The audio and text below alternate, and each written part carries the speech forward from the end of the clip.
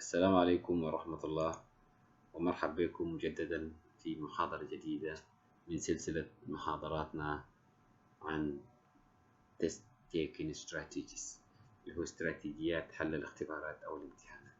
This is lecture number 7. ما زلنا هنا نتكلم في موضوع strategies used to determine the order of priority، اللي هو الاستراتيجيات اللي بنستخدمها في تحديد الأولويات. المحاضرة رقم 5 كان تكلمنا عن ABC as guideline or as strategy used to determine the order of priority، اللي هو airway and breathing and circulation. وفي المحاضرة رقم 6 كان تكلمنا عن Maslow's hierarchy of need theory، برضو استخدمناه as strategy or as guideline to determine the orders of priority. اليوم إن شاء الله هنتكلم عن steps of nursing process، وهنستخدمه برضو as guideline to determine the orders of priority. طيب، عشان نستخدم النيرسينج بروسيس أول حاجة ناخد فكرة بسيطة كده عن nursing process itself. طيب، the steps of nursing process include assessment, diagnosis, planning, implementation and evaluation. دي الخطوات. قمنا للتعريف لكل واحد من الخطوات بالترتيب. طيب، assessment اللي هو تقييم الوضع يعني. Assessment is the first step and involves critical thinking skills and data collection. والداتا نوعين، subjective and objective. دي المعلومات اللي بناخدها من المريض. لما نقول subjective data نعني به verbal data، المعلومات اللي بناخدها شفاهة كويس involve verbal statements from the patients or caregivers. أما ال objective data is measurable data such as vital signs, intake output and height and weight. طيب، number 2 from steps of nursing process هو diagnosis، التشخيص يعني. وقال التشخيص هو is defined as clinical judgment about actual or potential health problem، يعني قرار أو حكم تقدر تقول بالترجمة كده سريري لوضع بتاعت مريض أو مجموعة أو whatever كويس عن مشكلة صحية ممكن يكون الآن موجودة أو متوقع كويس. A clinical judgment about actual or potential health problems on an individual, family group or community.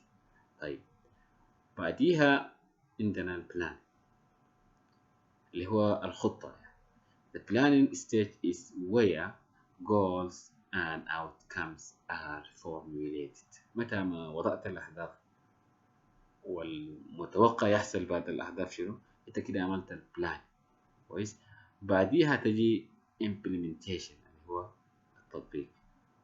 و implementation is the actual carrying out of nursing intervention. متى ما طبقت البلان أنت كده عملت implementation كويس، اللي هو actual carrying out of nursing interventions outlined in the plan of care. في الخطة هنا الحاجات اللي خطيتها في الخطة طبقتها كده انت عملت implementation. طيب، evaluation دي يا اخوانا the final step of nursing process، آخر خطوة في العملية التمريضية. طيب، whenever health care provider intervenes or implements care، متى ما عملت أي تدخل أو عملية تمريضية لأي شخص you should reassess or re-evaluate to ensure that the desired outcome has been met.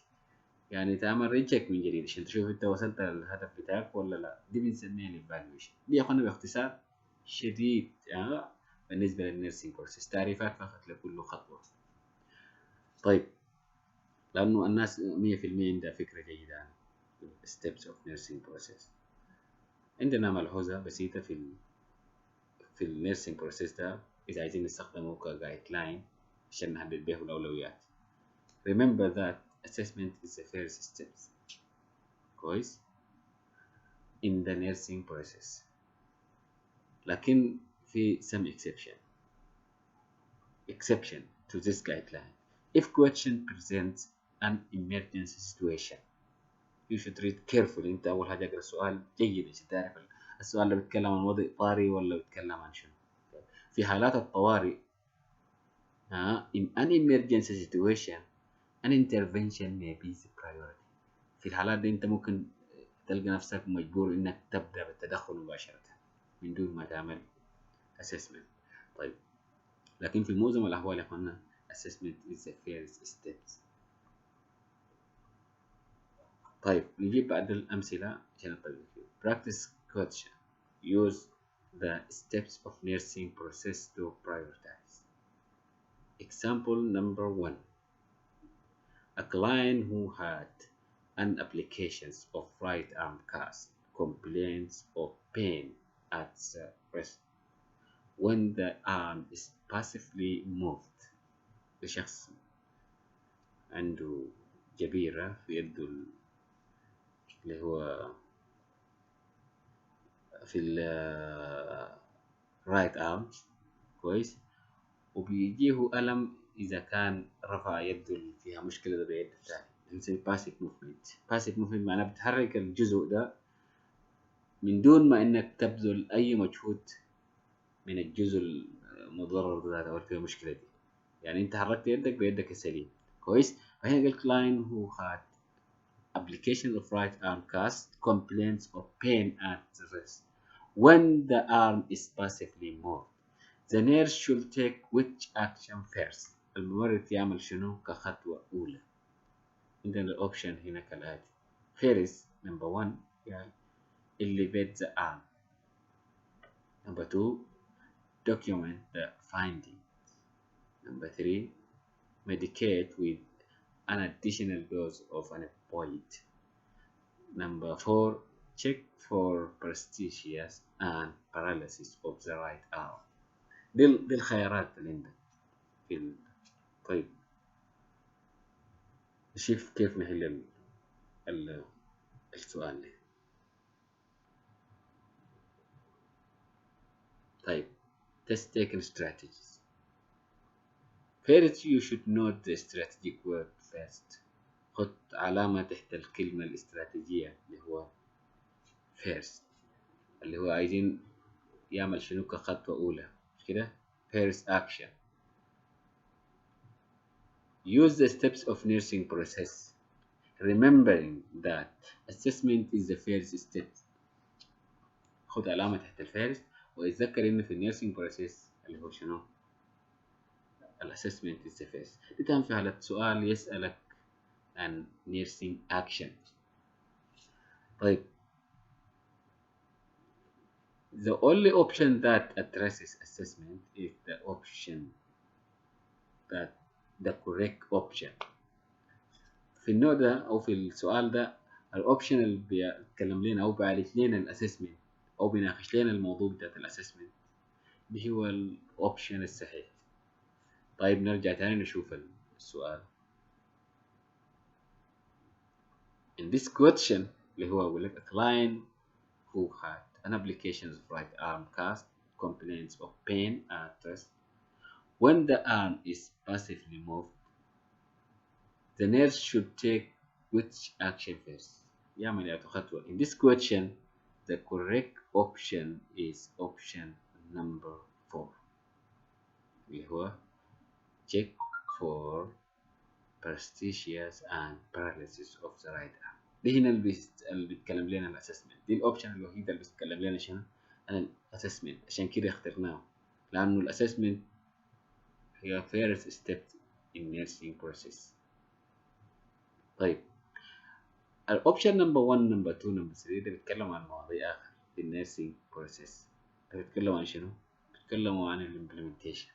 كونك تعمل اللي بيتس or document the finding or medicate with additional dose. دي معناه انت قاعد تعمل امبلمنتيشن. والامبلمنتيشن هنا ما الخطوه الاولى المفروض يقوم بها في الحالات دي، لانه ما عنده فكره عن الحاصل شنو. فالمفروض يعمل اول حاجه شنو؟ check or assessment. طيب justification. option number 1 and 2 and 3 addresses implementation. ده زي ما قلنا بنتكلم عن التطبيق، واحنا لسه ما عملنا الاسسمنت. طيب recall the complications of trauma to the extremities and application of gas. انت لازم تقوم تتذكر المضاعفات بتاعت الكبيرة والتروما بالنسبة للاكستريميتيز. فدي ان شاء الله اذا تذكرتها هياخدك طبعا هتعرف انه الاعراض بتاعت الكومبليكيشن شنو، وبالتالي تبدا تعمل اسسمنت اكيد. additional data needs، اذا في الوضع ده طوالي بتحتاج لمعلومات اضافيه. ليه الالم ده؟ المشكله شنو؟ كويس. additional data need to be collected to determine whether this complication is present or not، عشان تعرف الالم ده جاي من مضاعفات الكاست ولا مضاعفات من التروما نفسه ولا whatever. which is option number 4 اللي هو check for prosthesis and paralysis of the right arm. طيب remember that assessment is the first step in nursing process. ودي يا اخوانا في حالة أسئلة زي ما قلنا اللي بيسألك عن nursing action عن العملية التمريضية، طوال استخدم فيه شنو يا اخوانا؟ النيرسينج بروسيس، وتستخدم فيه معه الأشياء اللي في البداية طبعا الاستراتيجيات في البداية nursing process، الماسترز hierarchy of need، وكذلك ABC. طيب practice question use the steps of nursing process to prioritize. Example number 2 the nurse is caring for hospitalized client with angina pectoris. المريض ده كان عنده ألم بتاعت الجبهة أو عنده زفة صدرية، who begin to experience chest pain. المريض ده بدأ عنده يحس بألم في الصدر لأنه أصلا عنده زفة. كويس. the nurse administer nitroglycerin أو nitrostat tablet أيزورتي اللي بنسميها sublingually as prescribed. طبعا في وصفة قال له إذا المريض ده حصل له ألم ياخد كده المهم، والمريض ده عدى الجرعة دي قبل كده. but the pain is unrelieved، لكن لسه الألم شنو ما راح. طيب the nurse should take which action next، تعمل شنو الخطوة الثانية؟ هنا ما قال لك الفيرست، هنا قال لك which action next. طيب عندنا الأوبشن 1 reposition the client، number 2 call the client's family، number 3 contact the healthcare provider، number 4 administer another nitroglycerin tablet. دي يا اخوانا الخيارات. طيب كيف نحل السؤال ده؟ First use the steps of nursing process، وانت زي ما عارف النيرسينج بروسيس الخطوات بتاعه 5 مش كده؟ طيب these questions also require that you prioritize nursing action. مطلوب منك حتى nursing action هنا ترتبها، يعني منو فين اول ومنو فين ثاني ومنو ثالث. حتى لو انا سألك قال لك next معناته تشوف الرقم 2 شنو. طيب note the strategic word next and that the client is hospitalized. لازم تحط علامة تحت كلمة next وإنه الأيان الآن وين hospitalized في المستشفى منهم.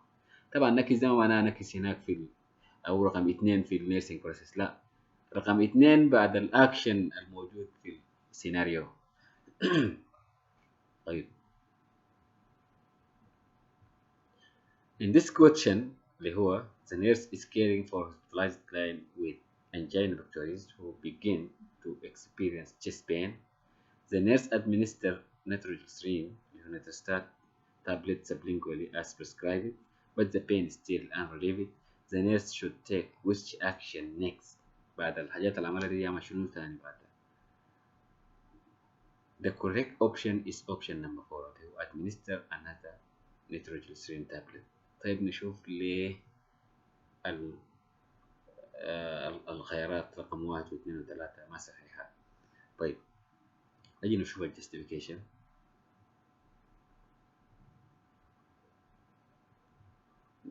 first should eliminate the option number 1 اللي هو reposition the client. ليه؟ لأنه because angina pain cannot be relieved by changing position as well as option number 2. هيعمل لك شنو يعني لو اتصلت أو ناديت الأسرة أو كلمت المرافقين؟ ما هيحل لك مشكلة. كويس؟ فهنا كده option number 1 استبعدناه لأنه ممكن نعالج الألم بتاعت الذبحة بإنه نغير الوضع بتاعت المريض، وكذلك الأوبشن نمبر 2 استبعدنا. طيب فضل لنا الأوبشن نمبر 3 and 4. طيب يجب هنا إنك تتذكر recalling that the nurse will administer 3 nitroglycerin tablets 5 minutes apart from each other to relieve chest pain. لازم تعرف إنه النيتروجليسرين ده ممكن الممرض مسموح له يدي 3 جرعات عشان يخفف الألم، لكن بين كل جرعة لازم يكون في شنو 5 دقائق ما بيناتها. كويس؟ وعندنا في السيناريو عند الممرض شنو ادى المريض جرعة واحدة، لسه عنده في فرصتين تاني. كويس؟ طيب this will assist in directing you to the correct option. إذا أنت عندك الفكرة إنه ممكن الإنسان ياخد 3 حبات من النيتروجليسرين كل واحد والتاني فرق بين 5 دقائق، فبتختار طوال الأوبشن بتاعت إنه administer another tablet of nitroglycerin. طيب اللي هو دي option.